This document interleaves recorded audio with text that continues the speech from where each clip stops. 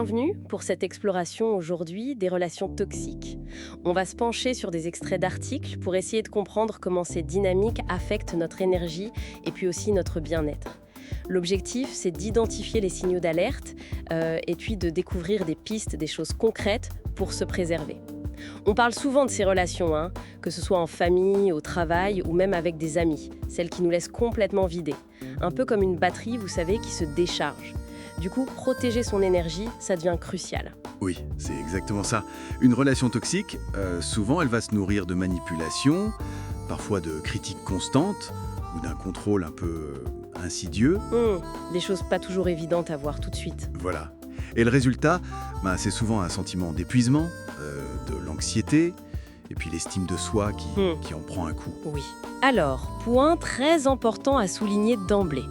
Il faut bien faire la distinction avec une relation dite abusive. Ah oui, c'est différent. Oui. Là, on parle de danger réel, physique ou psychologique. Et la priorité absolue, c'est la mise en sécurité, immédiatement. C'est un autre niveau. C'est une distinction fondamentale, effectivement. Mais alors, revenons à cette toxicité qui est souvent plus subtile, comme vous disiez. Comment on la repère au quotidien ? Les manifestations sont assez diverses, en fait. Sur le plan émotionnel, c'est souvent cet épuisement-là, vraiment marqué après chaque interaction. Ou alors ce doute persistant sur soi-même, cette anxiété un peu latente. On se sent mal après avoir vu la personne, en gros. C'est ça. Et côté comportement, on peut se surprendre à éviter cette personne, à marcher sur des œufs, comme on dit, pour éviter les conflits. Oui, on adapte son propre comportement. Exactement. Voire à s'isoler progressivement des autres pour ne pas avoir à gérer la situation. Et j'ai lu dans les notes que ce n'était pas que dans la tête, le corps aussi pouvait réagir. Tout à fait. Le stress chronique que ça génère, il peut se traduire physiquement par de la fatigue persistante, même si on dort, des maux de tête récurrents, des troubles digestifs. Le corps qui tire la sonnette d'alarme en quelque sorte. Voilà, ce sont des signaux importants à ne pas ignorer. Ces signes sont déjà assez parlants, mais si la situation s'installe, si ça dure, j'imagine que les conséquences peuvent être encore plus lourdes. Ah oui, absolument. Au-delà de l'impact immédiat, si on est exposé longtemps, ça peut vraiment s'installer.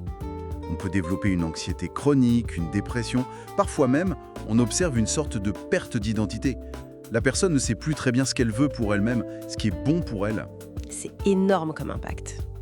Oui, sans compter les problèmes de santé physique liés à ce stress continu, et puis un isolement social qui risque de s'aggraver avec le temps. Ça montre bien que ce n'est pas anodin du tout. L'impact est vraiment profond.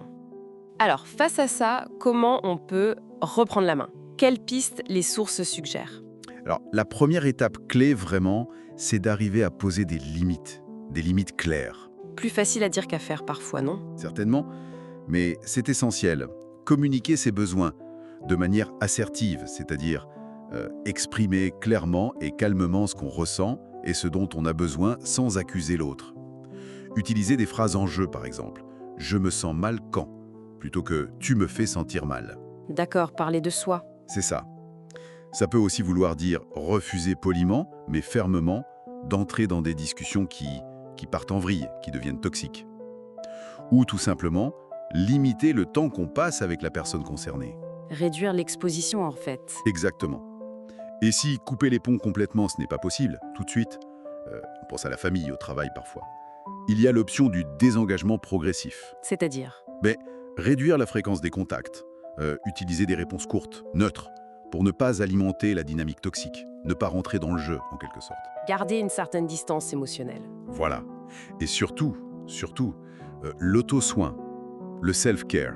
Ici, c'est pas juste un truc à la mode, c'est une vraie stratégie active pour reconstruire son énergie. Qu'est-ce qu'on met derrière auto-soin dans ce contexte ? Plein de choses. Des activités physiques pour évacuer le stress, de la relaxation, tenir un journal pour clarifier ses pensées, repérer les schémas répétitifs, choisir consciemment de passer du temps avec des personnes qui nous font du bien, qui sont positives. Un entourage soutenant. Essentiel. Et même des techniques très simples comme la respiration profonde, des exercices d'ancrage pour gérer le stress sur le moment, quand on sent que ça monte. C'est très concret comme piste. Mais on le sait, parfois, malgré tous ces efforts personnels, on a l'impression de ne pas s'en sortir, que ça ne suffit pas. Effectivement. Et c'est important de le reconnaître. Si l'impact sur le bien-être reste vraiment majeur, Si les limites qu'on essaie de poser sont constamment piétinées, ou si on se sent de plus en plus isolé, là, il faut vraiment envisager une aide extérieure. Ne pas rester seul avec ça. Surtout pas. Consulter un thérapeute, ça peut faire une énorme différence. Il y a des approches spécifiques qui sont intéressantes. Comme quoi, par exemple? La thérapie cognitivo-comportementale, la TCC, elle est souvent citée parce qu'elle aide à déconstruire les schémas de pensée négatifs qui se sont installés à cause de la relation. Comprendre comment ça fonctionne en nous. Exactement. Et puis le MDR, si la relation a laissé des transes plus traumatiques. Et il ne faut pas oublier non plus la force des groupes de soutien. Parler avec d'autres qui vivent ou ont vécu des choses similaires. Ça peut déculpabiliser aussi. Énormément.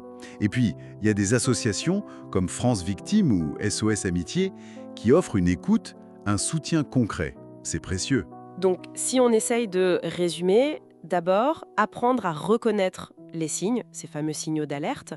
Ensuite, agir activement pour protéger son énergie, poser des limites, pratiquer l'auto-soin. Et enfin, ne pas hésiter, oser chercher de l'aide, que ce soit pro ou associative, quand on sent qu'on n'y arrive pas seul ou seul. C'est tout à fait ça. Ce sont vraiment les étapes clés pour retrouver son équilibre. Et se rappeler que préserver son énergie, ce n'est jamais égoïste. C'est une nécessité en fait, vitale. Chaque petit pas dans cette direction compte. Merci beaucoup pour cet éclairage, c'était très précis et nuancé. Avec plaisir. Peut-être une dernière réflexion à emporter. Au-delà de simplement gérer ou de quitter ces relations difficiles, comment est-ce que l'épreuve de la toxicité, une fois qu'on l'a comprise et peut-être dépassée, peut devenir une occasion?